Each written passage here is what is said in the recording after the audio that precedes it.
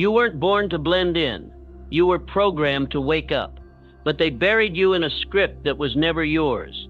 The moment you felt the ache, the quiet voice that whispered, "This isn't who I am," that was your real self knocking. And today we're answering because there's a war inside you, not between good and evil, but between who you were told to be and who you actually are. And the truth is this: your entire life changes the second you stop negotiating with mediocrity. They told you to be realistic, that your dreams were too much. But let me ask you, who benefits when you play small? Who profits when you stay silent? Who wins when you hesitate? It's not you, because the version of you that doubts, that second guesses, that seeks permission, that version is expired. You don't need more motivation. You need an identity rupture, a clean break from the mask you've been wearing, just to survive in a world built on fear. Because here's the raw truth: most people don't live.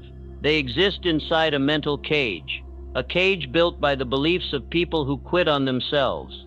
You've been trained to trust the cage, to worship comfort, to confuse peace with passivity.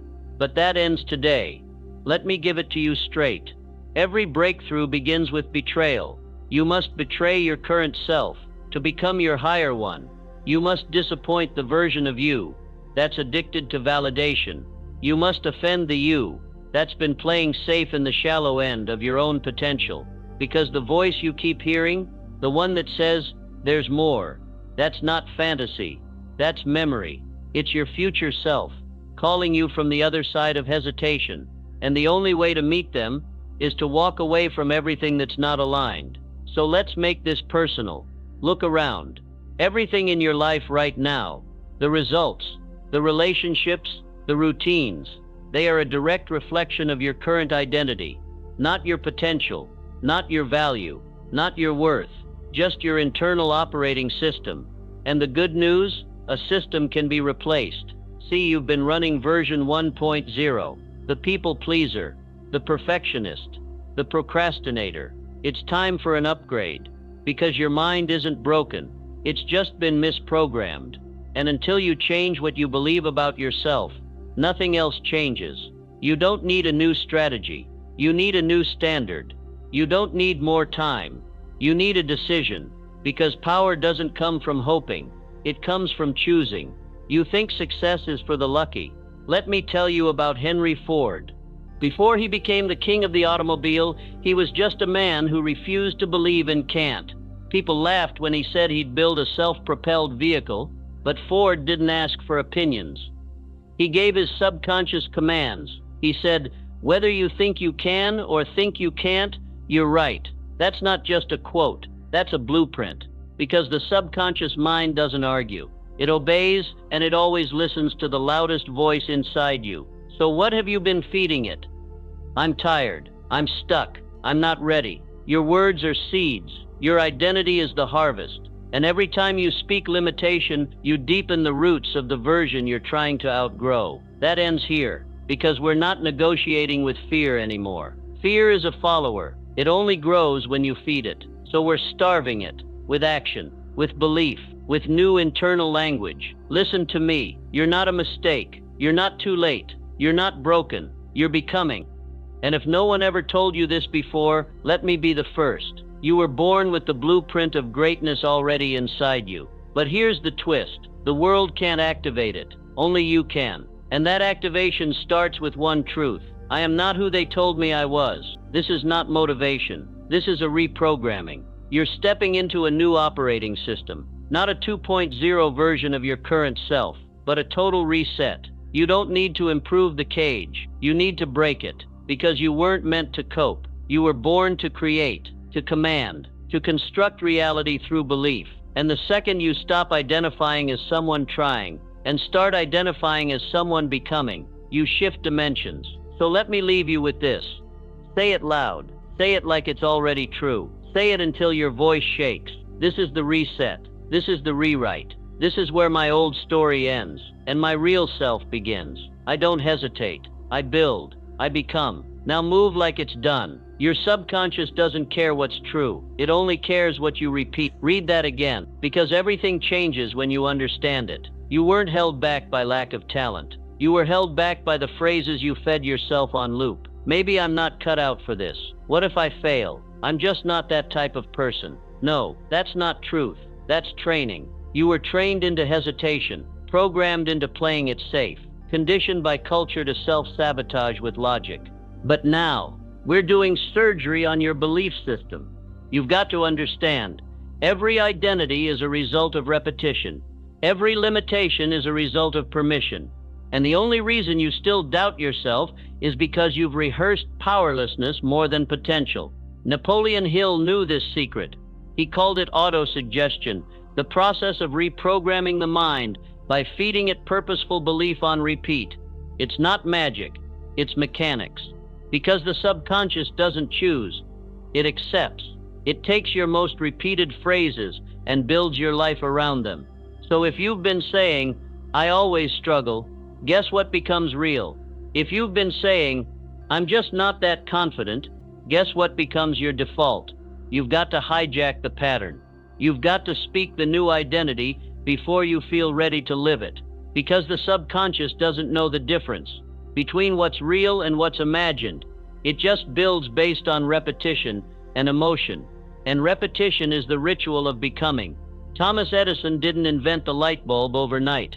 He failed over 1,000 times. But do you know what he repeated? "I have not failed. I've just found 10,000 ways that won't work." That's not optimism. That's identity control. That's a man who trained his mind to align with a vision bigger than temporary failure. He became the result long before the world saw it. What about Ford? People told him it was impossible, that he couldn't build an affordable automobile, that mass production was a fantasy. But he kept feeding one phrase to his subconscious. Whether you think you can or think you can't, you're right. That wasn't for show. It was a mental operating system, and it built an empire out of what others called delusion. So I ask you now, what are you building? What phrase are you repeating? What belief have you rehearsed so many times? It became your truth by default, because if you don't decide that consciously, it will be decided for you. By society, by your past, by your fear. Let's rewire it right now. Not with fluffy affirmations, but with internal commands. Because autosuggestion isn't about hype, it's about authority. You speak with power, until power becomes your nature. Say this. Say it like it's law. I am becoming who I was designed to be. Every cell in my body obeys this identity. I am not my past. I am not my fear. I am the architect of my belief system. Let that sink in. Because identity doesn't change by information. It changes by immersion. You've got to surround your mind with the frequency of the future you. And here's how you do it. Pick the identity you want, not the goal, not the outcome. The version of you who owns it already. Craft a daily command phrase. Short, sharp, specific. Example. I speak with clarity. I build with power. I lead without fear. Repeat it with intensity. Daily, morning, night, in your car. You don't whisper this. You install it. Because repetition is the chisel, and identity is the sculpture. You must believe on purpose, because the world will try to feed you beliefs by accident. And if you don't speak into your subconscious, someone else will. That's why Napoleon Hill wrote, "You are the master of your fate, the captain of your soul." He wasn't writing poetry. He was giving you programming code. You speak it. You reinforce it. You become it. Charles Schwab didn't rise to power by accident. He wasn't the smartest, but he was the most convinced. When others were doubting, he was declaring. He spoke belief into every room, and eventually rooms bent to match his presence. That's not charisma. That's consistency of identity. So from this point forward, you must speak like the version of you who's already arrived. Not fake it. Frame it.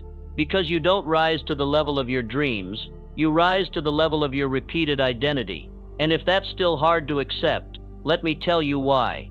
Because the old version of you is still clinging to the throne. But this isn't a negotiation. It's a replacement. You cannot keep feeding old commands and expect a new life to appear. That's not faith. That's confusion. So here's your ritual. Every morning, every night. No excuses. Look yourself in the mirror, not with shame, not with hope, with certainty, and say, this is who I am. I lead with power. I decide with clarity. I act like it's already done.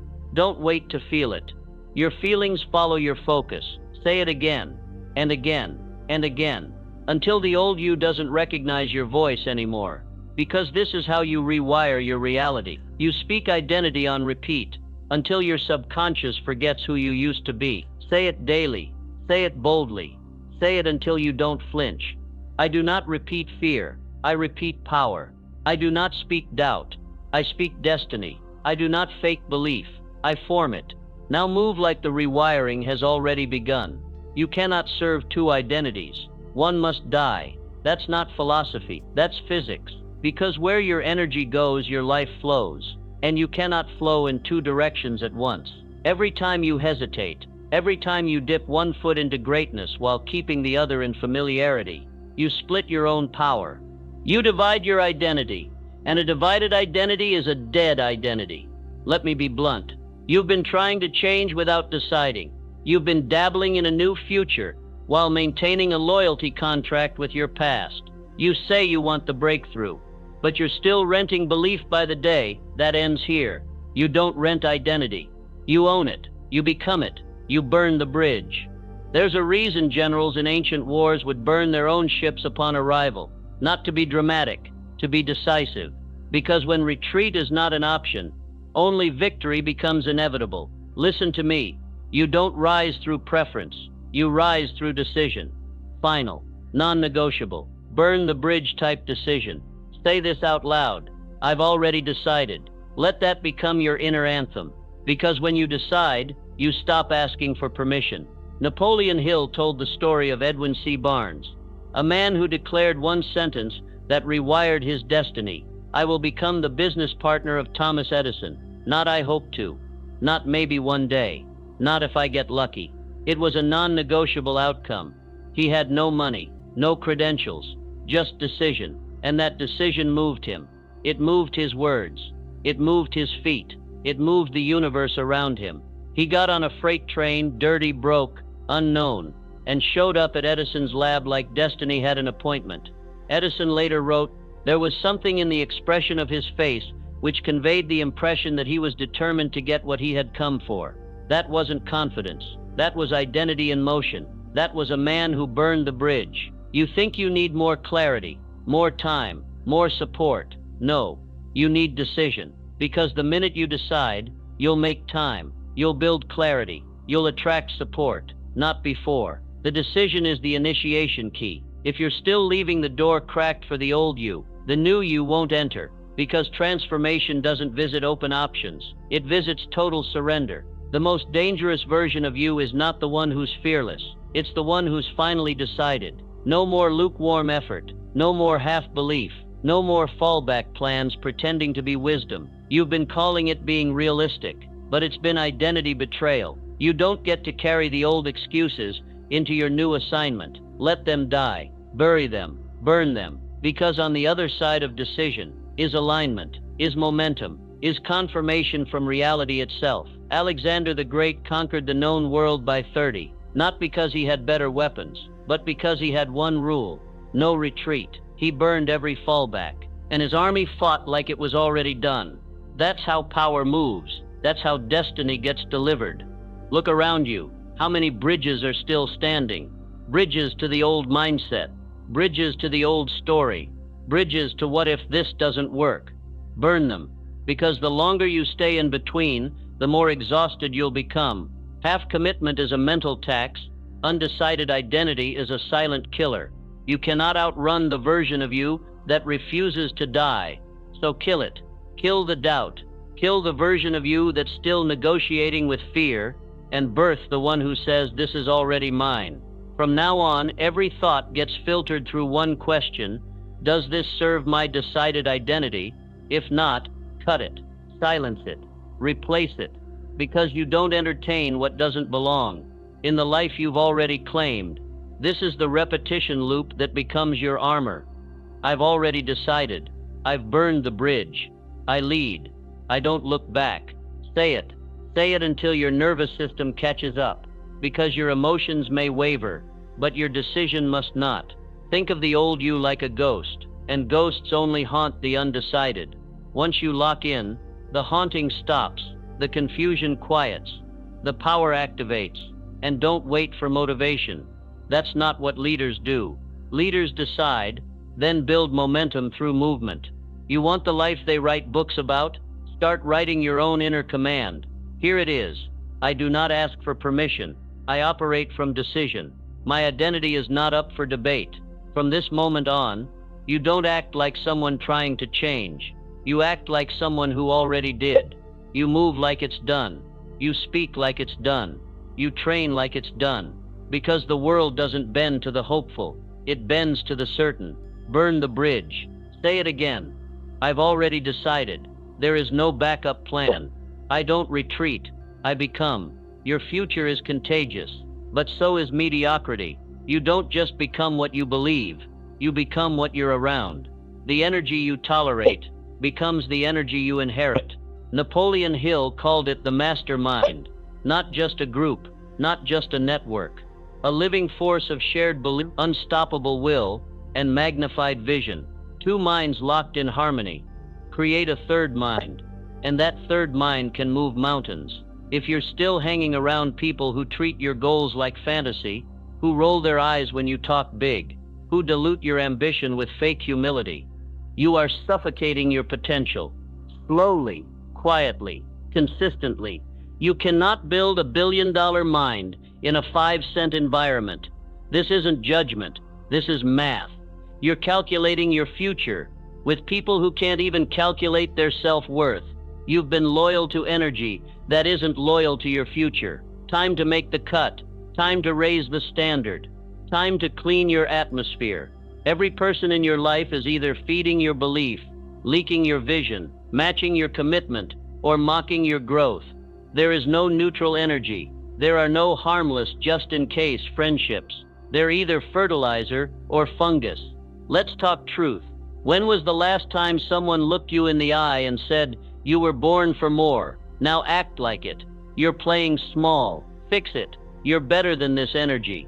Raise your frequency." If no one's saying that, you're not in a mastermind. You're in a waiting room. Proximity is power. That's why the first thing the enemy attacks is your circle. He doesn't need to destroy you. He just needs to distract you. With casual minds, comfort talk, and just enough effort. You can't afford soft influence in a season of hard growth.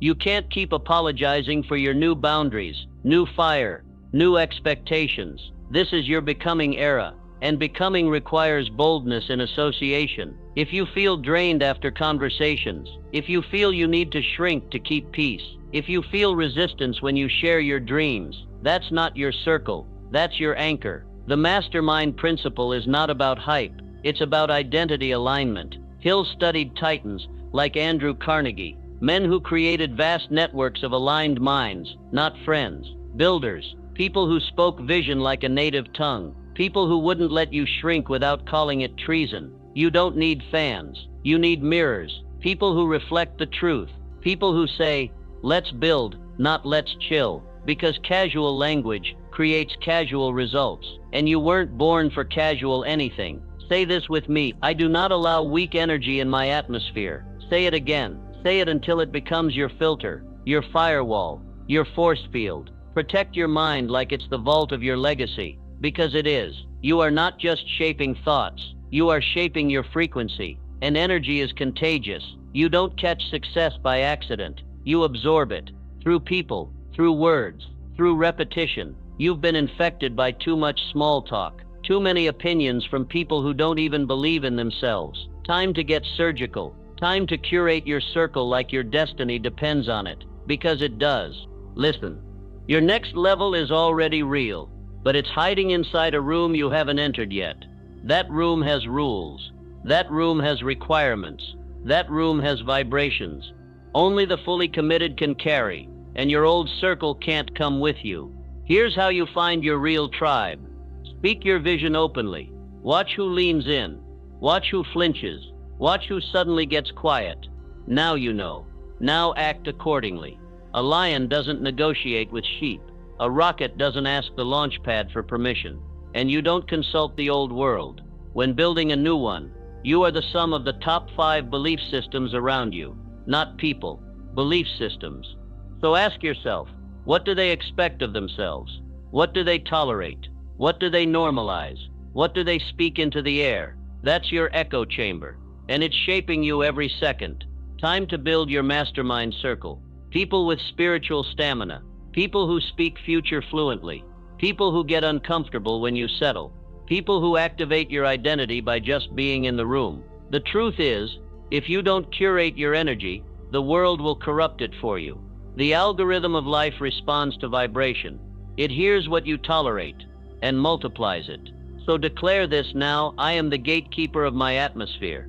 Only aligned minds have access to me. Start moving different. Start talking different. Start vibrating on the level of your vision, because energy doesn't lie, and neither does elevation. You don't find your tribe by waiting. You build your tribe by becoming. Become so committed, so magnetic, so unapologetic about your identity, that only the aligned can stand near you without trembling. Say this to yourself every day. I attract minds that match my mission. I protect my energy, like my legacy depends on it. I do not allow weak energy in my atmosphere. Most people do what's required. You weren't born to be most people. You weren't built to meet expectations. You were built to exceed them. Over-delivery is not about doing extra. It's about becoming exceptional. Listen close. The world remembers the one who brings more than asked, more effort, more value, more presence. Not for applause, for identity. When you live in excellence, you don't chase opportunity. It chases you. People don't pay for time. They pay for certainty. And over-delivery makes you unforgettable. Napoleon Hill wrote of Charles Schwab, the man who turned steel into empires, not because he was the smartest, but because he had initiative. He gave ideas when others stayed silent. He brought energy when others coasted. He over-delivered when others clocked out. Andrew Carnegie said Schwab had the most powerful trait in business, the ability to inspire others to give more than they thought they could. But first, Schwab gave more of himself. Always more. That's the law.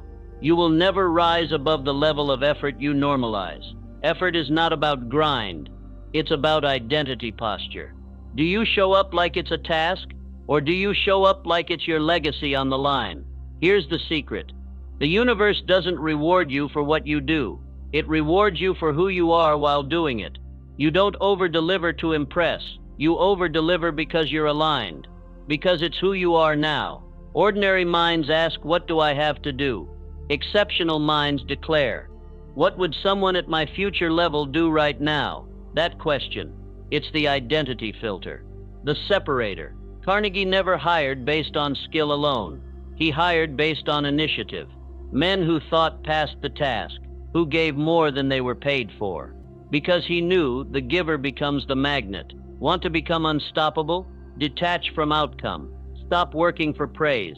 Start delivering from purpose. Detach from the applause. Attach to the identity. Say this: I don't just finish things, I finish them exceptionally.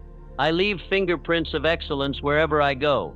You're not just building projects, you're building reputation gravity.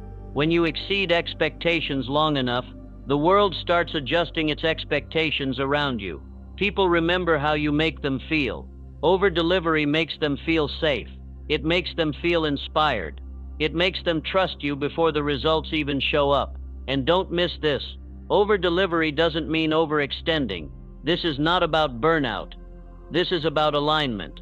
When you operate from your true identity, you don't feel drained. You feel activated. This is spiritual performance. When you move from who you really are, time bends.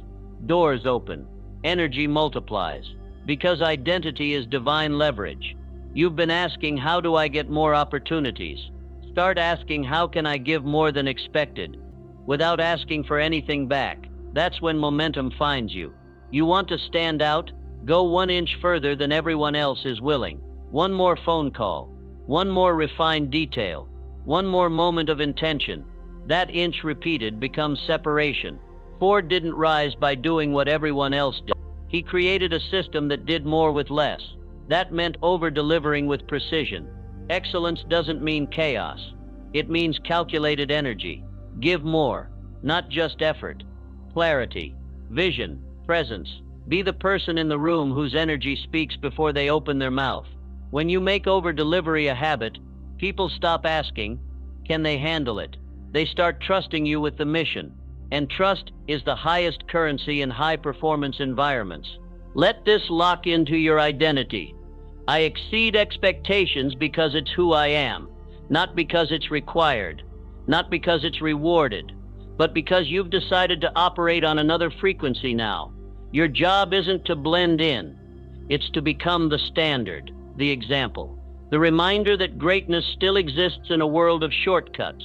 They won't understand why you show up so hard, why you speak with such clarity, why you work like there's legacy on the line. Let them wonder, because while they're watching, you're building over-deliver in silence. Let the results announce you. Over-deliver in meetings. Let your voice raise the standard. Over-deliver in effort. And watch your name circulate in rooms you haven't stepped into yet. Say this out loud. I deliver at the level of my future, not my current. I go beyond the line because I'm building a name that echoes. I exceed expectations because it's who I am. Repetition is the language of the subconscious. Say it once, and it's a whisper. Say it daily, and it becomes law. You've been repeating struggle. You've been repeating doubt. You've been repeating hesitation like a hymn. Now it's time to break the spell. Now it's time to install a new rhythm in your nervous system, one of power, precision, purpose. Your future isn't waiting on more information. It's waiting on ritual. Your body becomes what your mind believes repeatedly, not occasionally, not when it's convenient, relentlessly. This is the final lock-in, not a hype moment, a decision anchor. You don't rise through motivation. You rise through identity protocol. Let's build your new loop, a daily rhythm so powerful, your environment won't recognize you. A ritual so consistent, it carves a new neural path into your destiny. Wake up. Speak this, I am not waiting. I am walking. I don't hope. I move like it's done. When you act like it's done, you collapse time. When you walk like it's yours, doubt dies of starvation. Because the subconscious doesn't care what's true. It obeys what's repeated with emotion. You don't need the world to agree. You just need your inner world to align. So build the habit of decisive energy, of precise language, of consistent movement. Napoleon Hill didn't just study faith. He weaponized it. He called it applied faith. Not belief in theory, but faith with footsteps. It's one thing to say you believe. It's another to schedule your life like it's already unfolding. That's power. That's faith in motion. From now on, every action you take must pass one test. Does this match the identity I've claimed? If not, don't do it. If yes, double down. You're either reinforcing old programming or installing your new standard. No more halfway energy. No more trying on greatness like it's a jacket. You own this now. You live this now. Let the world watch you walk differently. Not because you said something, because your rituals changed. This is what they won't tell you, that your destiny isn't written in the stars. It's etched into your habits. Every morning you rise with conviction. Every affirmation you speak with fire. Every bold move you make without applause. You are coding your future. Want to install it deep? Stack it in 3 layers. Thought, word, action, say it. Move in it, become it, every single day. And when doubt tries to knock, answer it with motion. When fear whispers, but what if? You whisper back, watch me.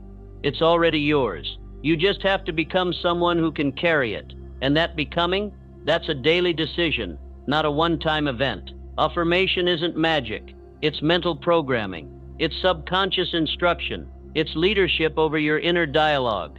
Say this. I do not hesitate. I build. I become. Say it again. Because your mind isn't listening to your logic. It's listening to your pattern. You've spoken over yourself long enough in the language of fear. Time to flip the script.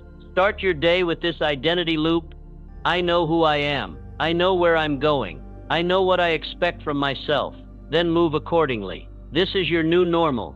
Walking with precision, speaking with power, repeating what aligns, deleting what drains, acting like it's done, because it is done. You're just catching up to the frequency. No more over-explaining. No more seeking permission. No more waiting on a sign. You are the sign. You are the shift. You are the standard. Repeat this final loop out loud, every morning, every night, until your cells memorize it. I do not wait. I act. I do not beg. I become. I do not shrink. I command. I walk like it's done. I speak like it's done, because I am the one it was always waiting for. Let them question what changed. Let them feel the shift in your tone. Let them whisper behind closed doors. You don't owe them answers. You are the answer. This is your new operating system. Installed, activated, alive. Now move like it's already yours. Say it out loud, and move like it's done. Let the world wonder. Let your results explain.